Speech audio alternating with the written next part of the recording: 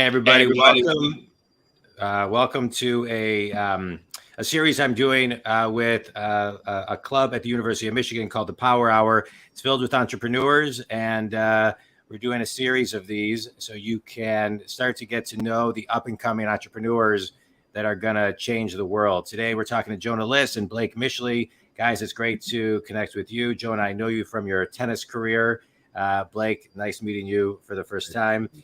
And we're here to talk about your guys' company that you created, Meet Your Class, and your caffeinated water company, Swift. So let's talk about let's just start off before we start talking about the company.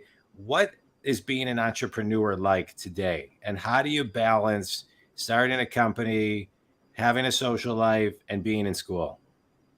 Who wants to go first? I think Blake can speak to that a bit better than me. Yeah, Blake? It's definitely been, I think, kind of like the internet or social media really portrays it as really grindy. You're just always working, and it's partly true. Like over the summer, we're doing 60, 70 hours a week on top of summer classes and all of that.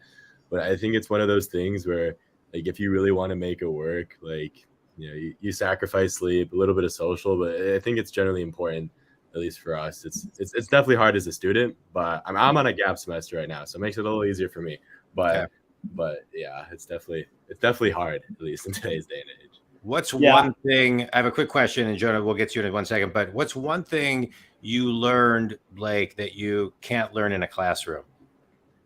I mean, I think like the coolest part, or the thing that like kind of learned from this whole process, is like you just need to start. I've had like ideas in the past.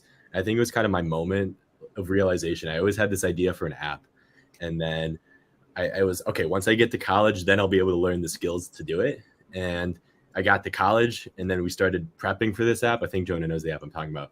And then it came out and went viral on TikTok. So, and then like to add to that, we were talking with a VC for Meet Your Class. We kind of got led on, and then I learned that VC invested into that app. So I had this idea, and if I would have just started it a long time ago when I had the idea, it could have actually become something. And so that's kind of just the thing, just start. Yeah, I think that's great advice. Some people hold the idea to themselves, don't share with other people, so that it doesn't become a physical being, and then it's harder to take action. Not that you did that, but think community, I think a lot of people do. But I love it. Start and take action. Jonah, how about you? What's one thing you've learned about just kind of being an entrepreneur that you can't learn in school? I would say there's kind of like two things. One, in school, things are like so structured. And when you're starting a company, you would hope it's like a new proprietary idea. So there's not necessarily like a formula book or like way to go about doing it. So kind of like Blake was saying, you kind of just have to like dive straight into it and learn on the job. So I think in school, it's like really important and outside to like equip yourself with skill sets, and then to like bear in mind that you're going to apply those in like ways you wouldn't have ever imagined. And then the other aspect is I think school kind of teaches you to perform like very well as like an individual, but it doesn't really teach you how like work on a team. And like Meet Your Class, this is like kind of occupy a ton of like our time, and we have like a team working behind us at this point. And I think it's really important to like understand that like really good ideas, you can't just keep them to yourself. It's all about bringing people together and capitalizing on each other's strengths and, minimizing each other's weaknesses. Yeah. Let's talk about that. Bringing people together and kind of learning on the job versus the kind of, pragmatic structure that sometimes school, provides you. Because when you're an entrepreneur, you got to kind of take all of that, put it in a pot, mix it up, and then really tap into your instincts and your gut. Blake, when I hear stories like what you shared, when I talk to, as a business coach, I work with people all over the world. I hear that a lot, and it's like, and it's just kind of listening to the gut and really going for it. But really tuning into your gut. So how do you guys listen to your gut and make decisions on gut when maybe it doesn't make sense? Like you're learning, A plus B equals C in a book for one of your classes or a test. Yeah, for sure. I think like especially like kind of in the industry we are in, it's almost like we are like paving the way for it in a sense, just because it hasn't really, the idea of like kind of leveraging social media is kind of a little bit different. And so it's kind of allowed us to, like, this is what we're doing, like we're figuring it out as we're going. And so it's come a lot from gut instinct. We've pivoted, we've had the same end goal since day one, create a super centralized network of college students. But the way we are going to do that and the way we've done that and like our steps going forward have really relied on, hey, we are students, so like that's our edge. So how can we trust our gut and like what we would actually want to do to kind of get this to where we want it to be? Yeah. And then I would imagine, and especially your generation is so open with feedback that you can get feedback, figure out how to digest it. And then, so Jonah, when you guys take that information, how are you pivoting? Right. Because I think a lot of times older generations have a hard time, pivoting. And I think the younger generations can teach us that there's no shame in pivoting and figuring things out and taking real-time feedback. So talk a little on that, Joe. I think anytime Blake and I have been like thrown into a situation where we're kind of like doing a new thing, we've been extremely open to getting feedback, not just from people who have more experience than us, from our peers, and then also from like the users of our product. And the way I personally view it is like, if you have a very good idea in your head, or the two of us have a very good idea, maybe there's some synergies, it can be very good. But at the end of the day, if you're able to get feedback from your users and listen to all the people around you, instead of the idea being like the brainchild of two people, you're almost like an aggregator of all of these ideas. So then it's like a product that hundreds of people came up with at the end of the day. So, when we launched our platform, it looked very different than it does today. And that's because as we've like studied the way that people navigate through our platform, as we've gotten feedback on like areas that people get confused on, we've really like evolved. And I think it's something also when you like launch your own platform or make your own product, it makes a ton of sense in your head because it's exactly how you would want it to go. But it doesn't necessarily mean that's going to work for everyone, or especially people of like different generations and different technology habits. Yeah, I love everything that you guys are sharing, and just to comment on that, Jonah, success is not a straight line. And so how you start is typically never how you finish, but you gotta, Blake, like you said, you gotta start and then just kind of keep on listening and keep on moving and adapting. And you said something that I think is really profound too. We still have the same end goal, right? How we get there may change, but we still have the same goal. So I love it. All right, let's talk about your guys' companies. And so we got Swift, the caffeinated water, and we got Meet Your Class, which is meetyourclass.com.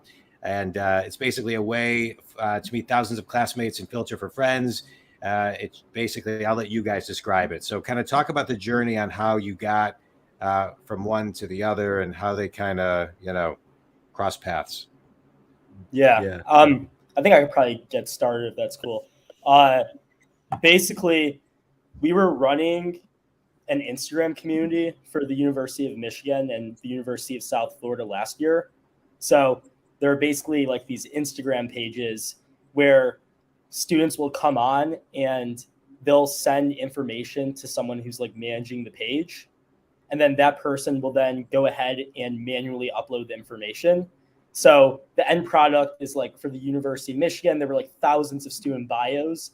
And then people were able to go on it to meet roommates and like find people before coming on campus. And we kind of recognized through running that page that we were getting tons of impressions. I think our University of Michigan page was reaching 200,000 users with 4 million impressions in a singular month. So we're like, this has the potential to be basically a massive advertising agency at the end of the day, which we thought would be very effective in being able to market the caffeinated water product, which I think it might be easier to kind of explain that whole endeavor after.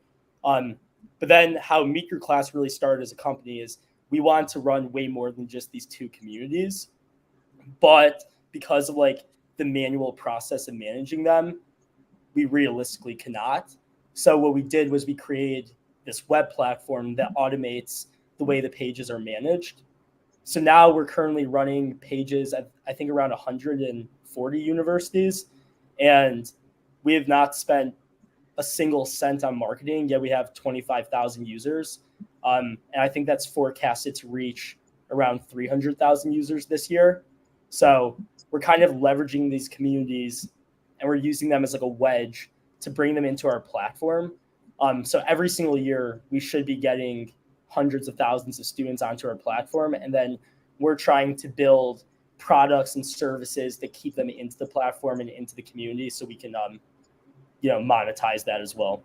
Yeah. Let's talk about. Like, is there anything you want to add? Or? No, I was just going to hear. You want to? I mean, those are impressive numbers. I love everything you just shared. Congratulations to both you guys. I mean, how exciting to kind of, build what you built and forecast continually building it. But let's talk about community. That's a word that I think a lot of people are trying to figure out how to build communities within their social platforms, within their companies, kind of a through line of their culture. And so talk a little bit about how to build community, how to bring people in, but like you said, Jonah, monetize it, right? Because I think a lot of people, the first step is the community. The second step is how do I convert them to money? So can you guys talk about kind of what your path is for that? Yeah, for sure. So the kind of nature of our, company is just to build really engaged communities in the sense that students, it's a different time now. Like maybe like 40 years ago, you didn't need to find anyone before coming to the university. But now with all the extra technology and all the social media, increased anxiety rates, it's almost the norm to come in with a roommate and like a group of friends. So that's kind of what we built our whole product around, is how can we, introduce these people to each other as effectively as possible. Just a year ago, people would have had to wait 2 months just to, be posted to an Instagram page and then find people. And to us, that just did not seem, quite frankly, fair at all. So with what we built, you can get posted maximum roughly 2 days of waiting. So it really expedites this process. But kind of on top of that, we can have, since all these users are already on this community, we can kind of we can build tools to help them find each other. So something that makes us a little different. There's obviously a bunch of wonderful and beautifully designed platforms for finding roommates, finding friends, and other social medias, but they kind of lack the user base. And since we have these communities that are engaged and very high approval ratings, they get filtered into our software offerings, which are a roommate finder. So if you're scrolling through 2,000 posts trying to find friends, that's very ineffective as well.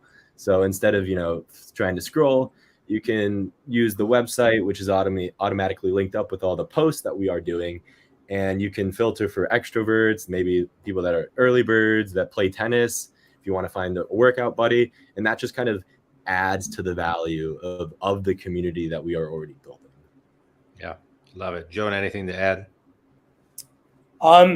Yeah, I think Blake was touched on this pretty well. I really wanted to emphasize the fact that like he was mentioning, there are a lot of really great platforms that are centered around building communities, but the issue is that nowadays people don't want to download another app, and I think people are kind of sick of running around and downloading new things just for it to never come to fruition. So What we've been doing is leveraging the Instagram communities, so we inherently have all of those people on our platform, so then we can really maximize the utility. Good. I love it. Well, I think it's great. You guys have built two great companies. Let's talk about you as business partners and how you interact. I think it's, for many people, having a business partner is really important. But one of the things that's also really important is communication. How how do you meet? How do you know what each other's unique abilities are? How do you work off of each other's strengths? Talk a little bit about your partnership and how that works. Yeah. So we first met each other in the dorms freshman year. I was a roommate with his high school sort of best friend. Actually met them on the Instagram page for the past year. So, and he came, I think the initial interaction was, I had kind of this really like, just in high school, I had this like mug company. It wasn't anything too special. I was just designing 3D CAD models of mugs and things like that. And then kind of like off that, he kind of asked about that. And then kind of from there, we kind of realized like a lot of our strengths. I'm definitely more not as talkative. I'm more of, I might have a little bit of ADHD. I might need to get diagnosed for that. But I tend to be a little more creative and have a little more like thought. But then Jonah is much more, he's more of a businessman. He's had a lot of experience in his past with startups. So it's kind of, we definitely fill in each other's kind of weaknesses and strengths very well. Yeah. Good. Jonah, any thoughts? I think Blake touched on it pretty well. It's definitely just about patience and communication. And it's a very long road. So definitely being aligned on like the long-term goals is very important. Yeah. What do you think? Sorry, go ahead. Oh, I was also wondering if we could also touch on the caffeinated water products. Yeah. Talk to it. Yeah. Blake, do you want to Blake really came up with this idea. So if you talk about it. Now, who couldn't use some caffeinated water? Yeah, I mean, I'm a caffeine addict. I don't think that's hidden. Like in the dorm room, I had essentially a statue built out of caffeine beverages. Don't know if I want to admit that in a live audience, but yeah, it's out there now. And so we were kind of thinking like, hey, there's this caffeine. I don't know if it's really healthy for me to be drinking all these random chemicals, but I'm doing it anyways because I'm a student. And so we kind of, what can we put caffeine in that's just healthier essentially, and maybe easier to drink, or can have a lot more utility than just, an energy drink that I'm sipping on at, 2 a.m. So that was kind of like the initial idea. And after a while, we were like, hey, why don't we just put this in water? I like it. Yeah. All right, good. So there was there are companies that exist that put just caffeine in water, but most people have not heard of them. And I think the main reason is because their approach to the product. So basically, like the way we view it is caffeine is extremely bitter in nature. So your two approaches are either to block the bitter taste or to just dilute it in enough water where you don't really taste it. So that's what the competitors have like mainly done. So in order to get like your cup of coffee, like that dose of caffeine, you'll have to drink like a very, very large bottle of water, which we didn't think was overly practical. So we ended up getting in contact with a formulator, and we just finished formulation. This was just like a used sample bottle, but we just finished formulation. So we basically have water, 140 milligrams of caffeine in like a 16.9 fluid ounce bottle. And then we just have some natural flavors and electrolytes, 0 sugar, tastes completely like water, but you get a very large dose of caffeine. And now there's like a ton of advantages. A lot of people don't like the taste of coffee, so they add a ridiculous amount of sugar. It's also typically like not as like portable because it's not like a water bottle. And then the alternative is you might have like an energy drink. And, I was concerned seeing Blake drink like 300 milligrams of sugar like first thing in the morning. So that's kind of how we got to it. But I wanted to bring this up because the reason it tied back into Meeker class is based on our polling, and we were able to poll like over 700 people just through our communities last year. We were really under the impression that our target audience should be college students, because speaking to like my grandparents, for example, they've been drinking coffee the exact same way for the past 40 years. So it doesn't necessarily make sense for them to like change their habits. Right. But we think that college students really like are in a position where they're starting to drink caffeine more often. They're not too set in their habits. And now we have these Instagram communities where we have 300,000. We're going to have 300,000 users, but we're going to be reaching, I don't know the exact, maybe like tens of millions of people across the entire Instagram ecosystem. But all of that, since we own the advertising channels, we're able to basically blast the product in front of people as much as we want without it costing us any money. I love it. It's great, guys. Anything to add, Blake? No, I was just gonna say, I think like since it's in its base sort of product, I kind of like it just to add as a caffeine addict. Make mac and cheese with it, smoothies, or ramen even. That's kind of what I like doing it for too, just because I need to have caffeine in everything I'm consuming, I guess, nowadays. Yeah. All right. Well, guys, I think this is amazing. So a couple questions. Again, I love the hustle and the grit that you guys have and what you've done to take these ideas and build these communities and really understand and utilize social media and extract through software emails to keep growing your mailing list. I think it's great. All right, quick speed round. If you were to teach a class in college, what's one thing that you would teach? I actually wrote about this in like all of my college essays, so okay. I think I can speak to it. I really like Black Mirror, and if you know the show on Netflix, it's basically about dystopian futures if like technology keeps advancing. So what I would teach a class on is I would look at past like technological advancements and then look at like the present day societal effects and like try like understand what like the world might look like without that. So like a bit of like science/technology, a bit of history, a bit of social science. Yeah, good. I love it. Blake, how about you? Not as cool. Probably just kind of leveraging like leveraging communities on social media. It's kind of my experience even before Meet Your Class. So probably that.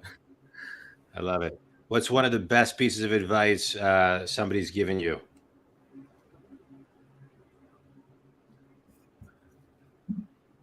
There's a lot.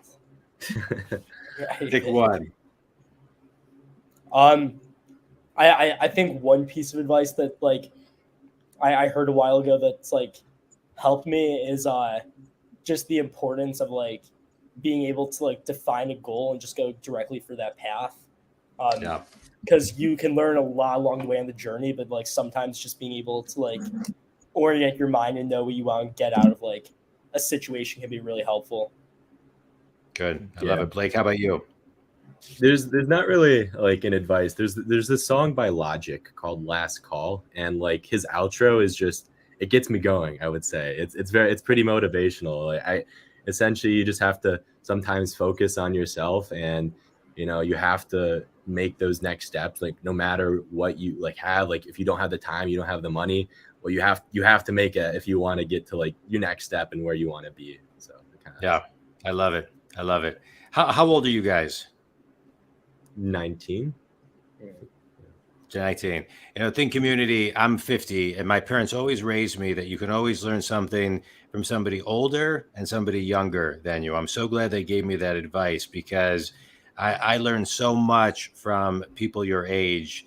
I've been interviewing a couple people on blockchain, a lot on AI. I love technology. I had an internet company in 1995 that my brother and I sold, and it reminds me of kind of the time we are now. Nobody even understood what we were doing, but we had a blast. And think community, it's really, really important that whether you understand some of the stuff that we talked about today or even on other shows, but the Jonahs and the Blakes of the world are going to be changing our world.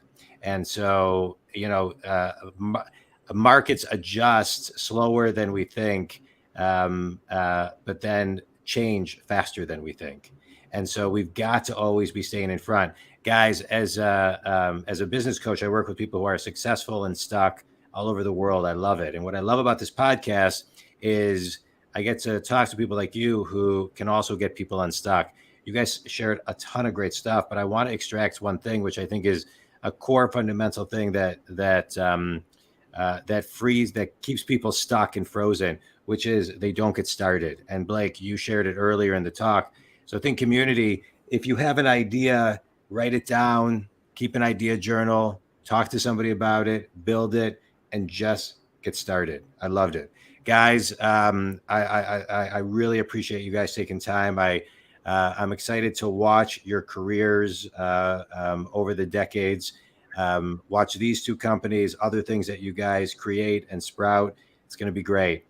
Tell everybody where they can learn about each of the companies and connect with you. Yeah, for sure. So meetyourclass.com is obviously where Meet Your Class is. We have a LinkedIn. For Swift, nothing really super official yet. So you'll just have to follow our LinkedIns or probably Meet You Your can Class. probably just reach out to one of our personal emails too. So like Blake, I believe is BMISCH@umich.edu, and mine is JMLiss@umich.edu. So we'll be pretty responsive to anything into either of those inboxes as well. Great. All right, guys, thank you. And if anybody wants to talk to me, they can reach me at johndwoskin.com. Jonah, Liss, Blake, Mischley, co-founders of Swiftwater and meetyourclass.com. Guys, this was great. I loved it, and I learned a ton. And congratulations on everything. And if you ever need anything, feel free to reach out. And looking forward to watching your guys' biz. All right, thank community. Thanks so much, guys. Thanks. I appreciate you both. Thank you. Thanks for having us. Have a good one.